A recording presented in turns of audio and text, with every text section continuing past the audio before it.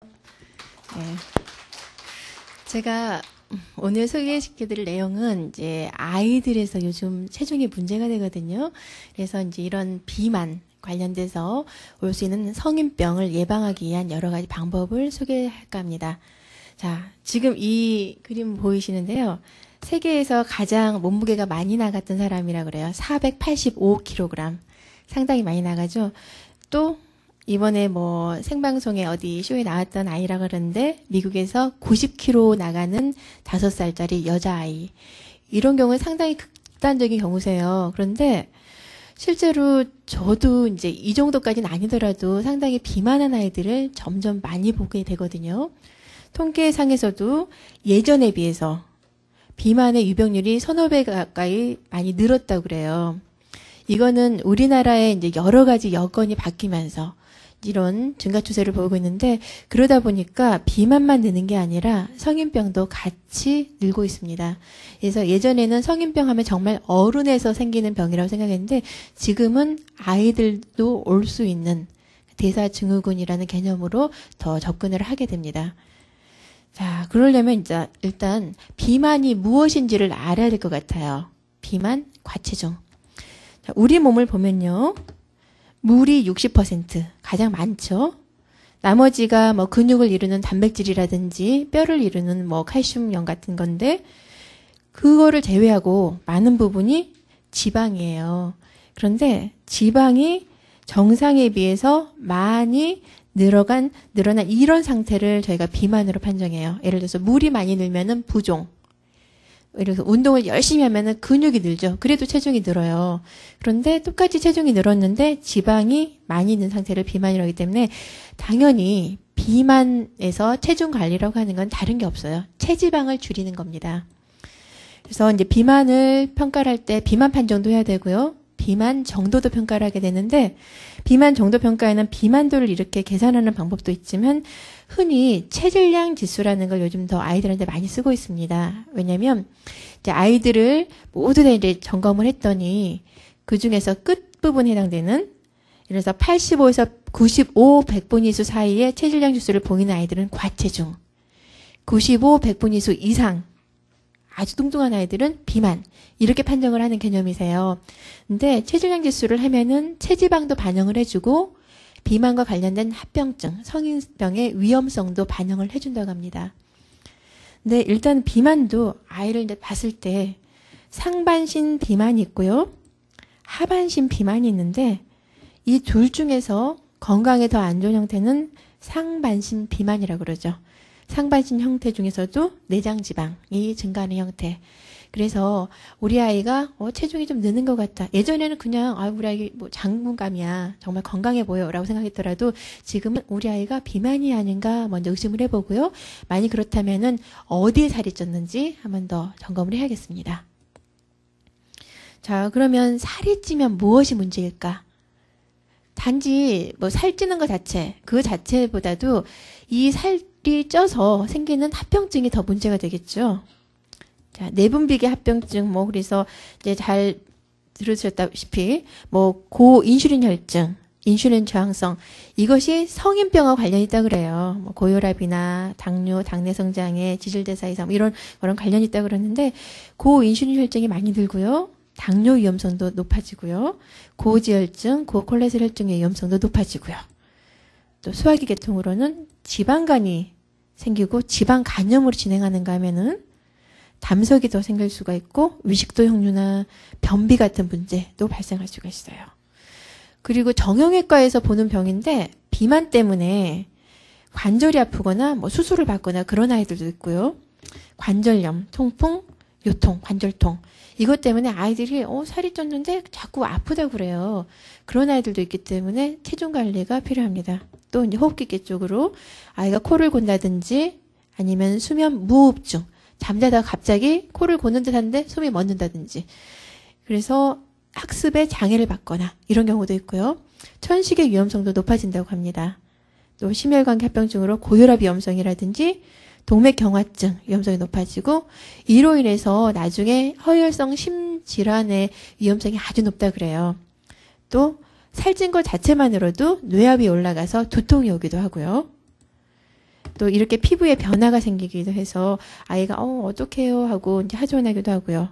또 불임이나 암의 위험성, 사망의 위험성이 무척 높아진다고 그러죠. 이렇게 비만은 하나가 문제가 아니라 뭐 그런 육체적인 질환부터 시작해서 이런 심리적인 문제, 자신감 결여, 우울증까지도 일으키는 정말 만병의 근원이라고 할 수가 있습니다.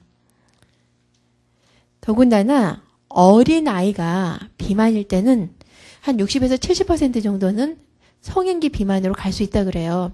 근데 일단 가게 되면은 더 그러니까 비만 정도도 심하고 비만 합병 정도 더 심하다고 합니다.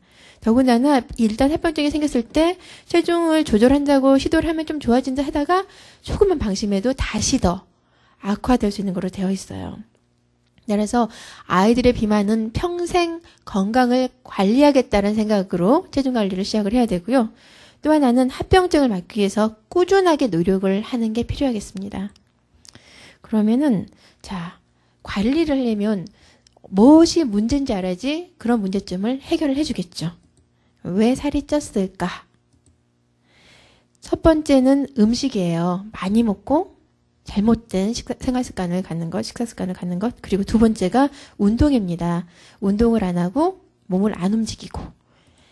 세 번째 제가 작은 걸 실었었죠.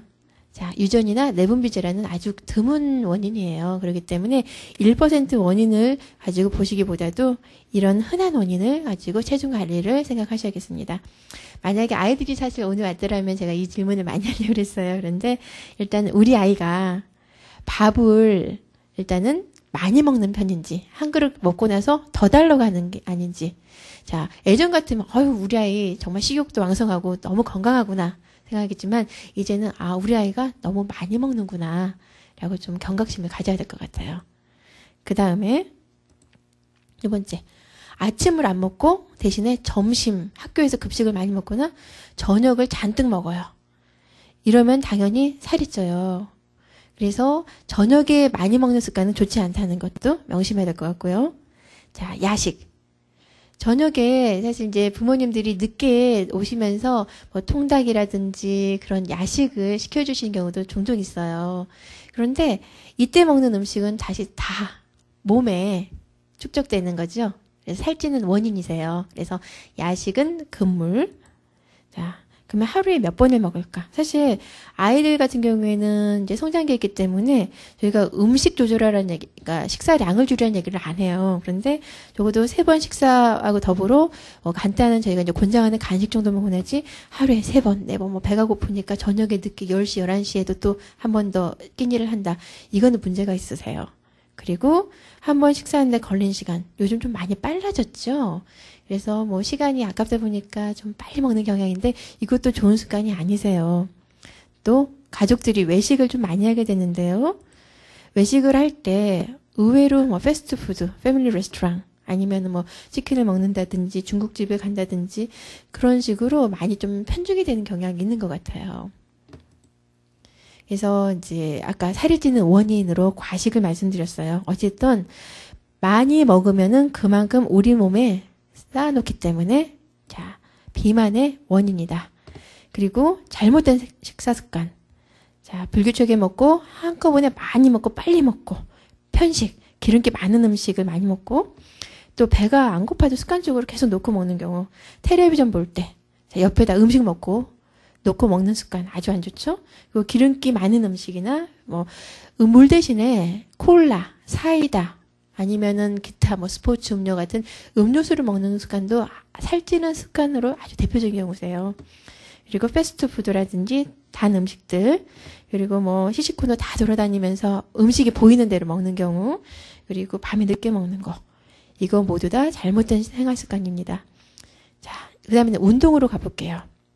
아이가 몸을 움직이는 걸 좋아하는지 한번 봐야 될 것 같아요. 우리 아이는 일주일에 몇 번이나 운동을 할까요? 자, 전혀 안 한다. 한 번, 2번. 실제로 저희가 권장하는 운동 횟수가 생각보다 많습니다.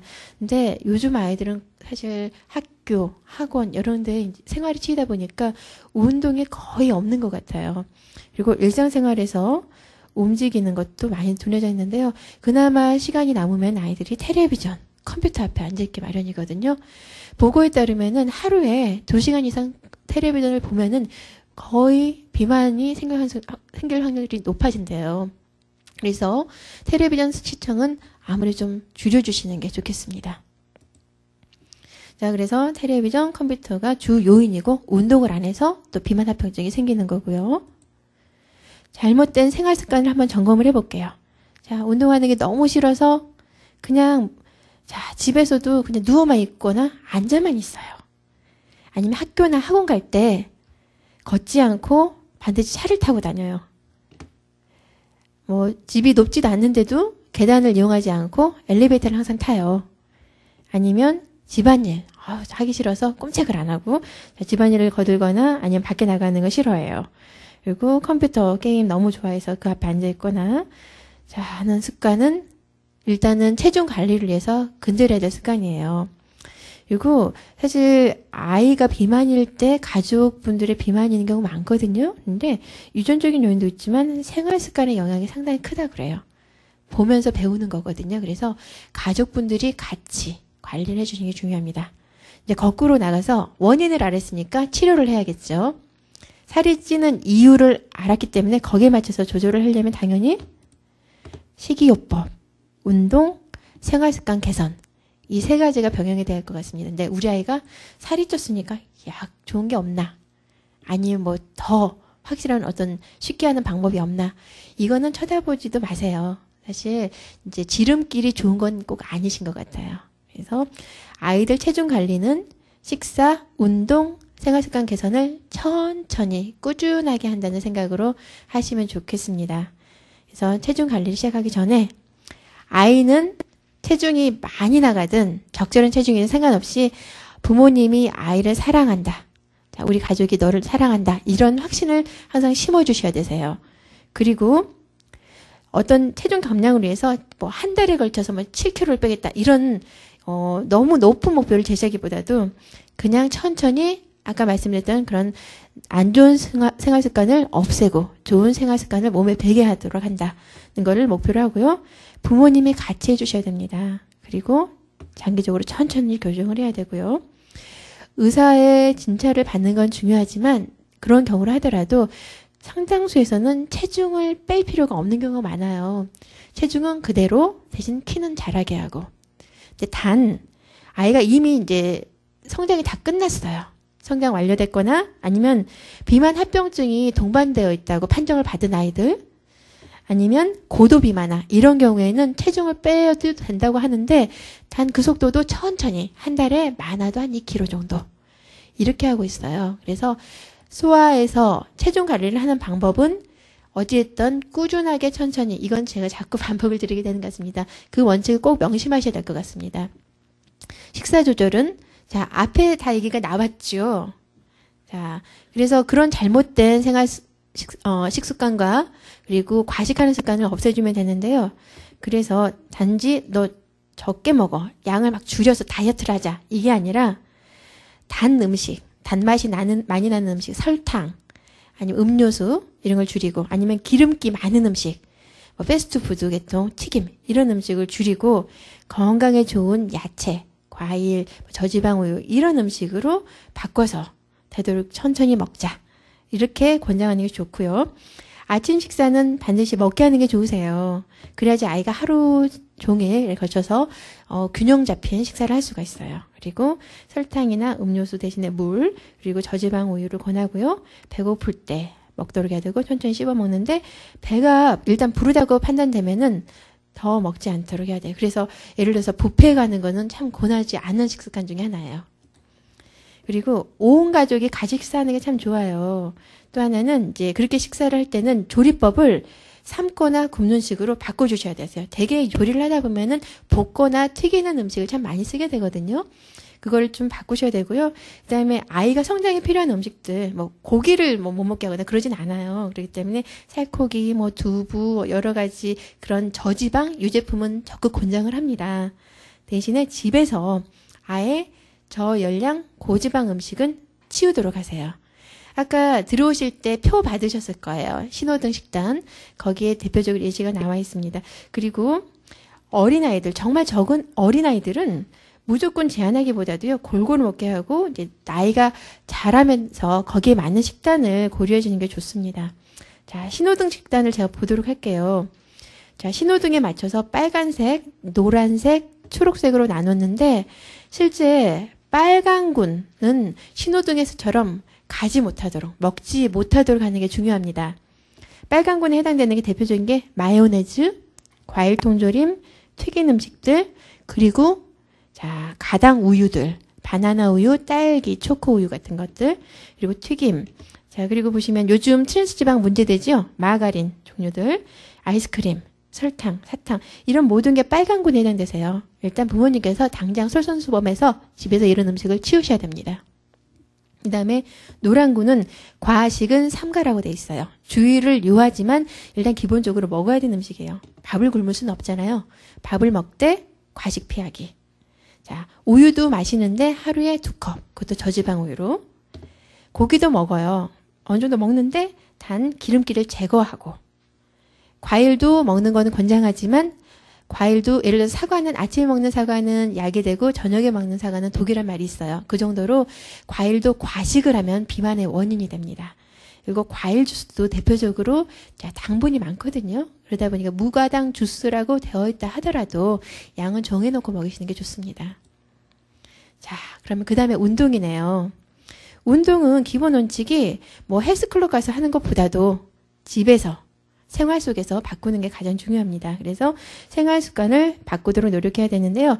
만약 이제 운동을 선택하게 되면은 유산소 운동을 권장을 하고요. 유산소 운동을 적절히 함으로써 성장점을 자극하도록 하는 체중 부하 운동이 권장이 돼요. 그런데 아이가 너무 이제 고도 비만인 경우는 이러한 체중 부하가 오히려 더 무리가 돼서 정형외과로 가는 일이 있을 수 있어요. 그렇기 때문에 운동은 적절하게 아이에 맞춰서 하는 게 좋고요. 자, 운동 횟수는 차츰차츰 늘려서 하루에 5번까지, 하루에 60분까지를 권장합니다. 그리고요, 만약 바쁘다면은 틈틈이 나눠서 하시는 것도 충분히 효과가 있으세요. 밥 먹고 나서 뭐 10분씩 나눠가지고 하루에 몇 번 하면은 벌써 그게 충분한 운동 효과를 보거든요. 그리고 또 가족들이 같이 할 수 있는 뭐 수영, 인라인, 자전거, 조깅 이런 운동을 선택하는 것도 방법이고요. 더 어린 아이들은 집 밖에 나가서 뛰어노는 것도 권장합니다. 이제 보시면 과체적인 경우에는 여러 가지 운동을 다 권해요. 뭐 줄넘기도 할 수가 있고요.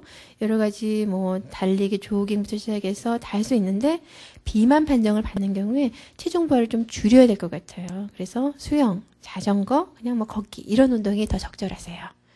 그런데 고도 비만 판정을 받으면 일단 무리하는 운동은 안 되십니다. 그래서 아이가 체중이 상당히 많이 나가서 우리 아이 정말 좀 심각한데 라고 느끼실 때는 줄넘기라든지 그런 힘든 운동보다도 앉아서 할 수 있는 운동을 처음에 시작을 해서 어느 정도 체중 감량을 한 다음에 제대로 운동으로 나가는 게 더 좋으세요.